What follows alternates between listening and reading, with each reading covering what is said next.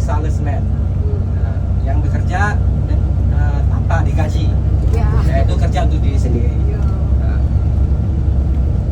Saya sudah bekerja sebagai salesman dari tahun 97. Sebenarnya saya dari tahun 89. Waktu SMA saya sudah bekerja jadi sales. Saya tidak pernah makan gaji dengan orang, walaupun hanya sebagai tukang gerobak itu, kuli. Gitu. Kenapa saya mau bergabung di KKN Indonesia?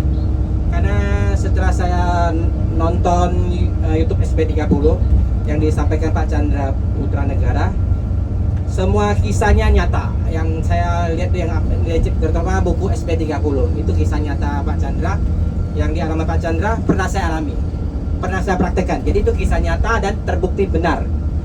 Jadi saya mengizinkan anak saya untuk gabung ke SP30. Maaf saja kalau orang pada dasarnya gabung SP30 karena latar belakang mencari bonus. Kalau saya tidak. Saya ingat kata Pedri, kita jadi orang kalau bisa berbagi itu lebih bagus.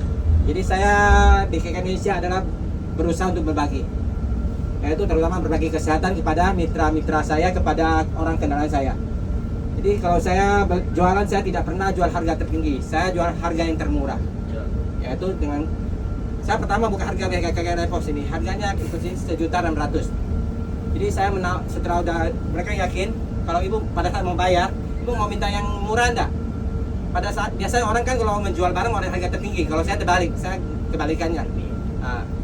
Kalau ibu mau murah, saya kasih diskon. Caranya gimana? Ya minta fotokopi KTP aja. Jadi kalau berbagi itu enak katanya, rasanya gitu. Yang kedua lagi, kalau kita sendiri sukses itu biasa dibilang. Kalau bisa sukses sama-sama itu lebih luar biasa. Saya termasuk orang tua yang tidak bisa bicara. Kalau saya jualan, saya tidak pernah banyak ngomong-ngomong, tidak pernah bisa posting. Maka saya setiap kali nonton YouTube-nya Pak SP30, saya posting ulang. Saya minta izin Pak Chandra. Pak Chandra boleh enggak saya posting ulang, dibilang. Saya tidak pernah promosi barang-barang KKN Indonesia karena saya yakin dan percaya bahwa produk KKN Indonesia adalah produk yang bermutu. Jadi kalau barang bermutu tidak perlu banyak bicara. Orang-orang sekarang minta bukti, tidak banyak minta bukti, tidak minta omong. Jangan omong doang gitu. Jadi masa depan KKN Indonesia gemilang, jangan percaya kita gitu. Harus percaya kita bahwa ada masa depan. Kemudian saya gabung ke KKN Indonesia bukan cari uang semata-mata. Maaf saja saya bukan sombong. Uang dari hasil usaha saya cukup untuk kami berdua. Mungkin mudah-mudahan dicukupkan untuk sampai kami dipanggil pulang. Jadi saya gabung di Indonesia adalah untuk mencapai 8 aspek kehidupan seperti apa yang dikatakan, yaitu salah satu ya keseimbangan hidup itu penting. Kalau kita kerja usaha di luar itu semata-mata kita cari uang, seperti kata yang itu siapa itu yang baru gabung itu. Kalau kita di KKN Indonesia yaitu 8 aspek kehidupan itu sangat bagus. Bisa tertawa bersama itu sangat bagus. Bisa senang bersama itu sangat bahagia. KKN Indonesia adalah keluarga besar. Walaupun kita tak kenal, yang dari Solo, dari Medan itu tak kenal, tapi kita punya satu visi yang sama. Kita nggak dapat dari luar. Itu sangat mahal. Lagi pula kalau di luar, mana ada orang mau ngajarkan kita makan. Terutama biasa orang tua bilang, ngajak orang makan, ngajak orang makan tuh harus. Tapi ngajak orang cari duit itu nggak ada. Kalau di KKN Indonesia berbagi, oh gini caranya cari uang, gini caranya cara menabung gitu. Itu makanya suatu komunitas yang sangat positif. Makanya saya tidak melarang anak saya orang sini itu. Itu sangat luar biasa. Makanya kita harapkan orang tua yang seperti yang sudah tua berumur punya anak tuh, silakan gabung ke KKN Indonesia. Itu adalah masa depan yang sangat. Iya, umur hanya angka, semangat hari muda gitu. Jadi orang tua jangan putus asa. Jadi kita sebagai orang tua harus mendukung anak kita untuk kegiatan positif. Banyak di luarnya orang tua punya kaya raya, tapi anaknya bintang tukang, tidak ada yang itu tabrakan, berantakan. Ini punya uang untuk apa? Uang kan. Lagi pula saya terinspirasi dengan kata Pak Chandra.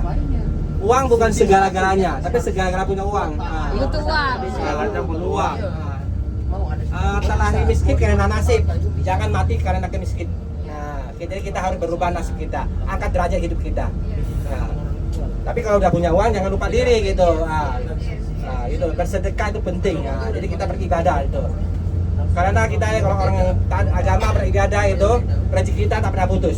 Yes, Pasti dari 5B, Tuhan. 5B. 5B itu harus berbagi gitu. Jadi apa yang saya nggak bisa banyak ngomong gitu, nggak pandai bicara gitu, hanya sekedar berbagi gitu. Terima kasih. Yes. Saya sampaikan ya, gabung di KK Indonesia kan cukup lama. Pertama ikut second, lalu kami dapat rito jalan-jalan ke Hainan. Itu satu keluarga semua bisa itu dapat tiket. Tapi saya nggak bisa berangkat karena ayah saya meninggal. Pada saat meninggal itu, pada saat mau berangkat itu pas 1 tahun. Tepatnya, saya suruh Pak Edi ngomong dengan Pak Chandra dengan Pak Edi, bisa di cancel enggak? Minta ikut grup lain, tapi nggak bisa. Jadi tiket yang ke Hainan diganti dengan tiket ke Bangkok. Kami satu keluarga berangkat lagi, tapi waktu itu kena pandemi COVID.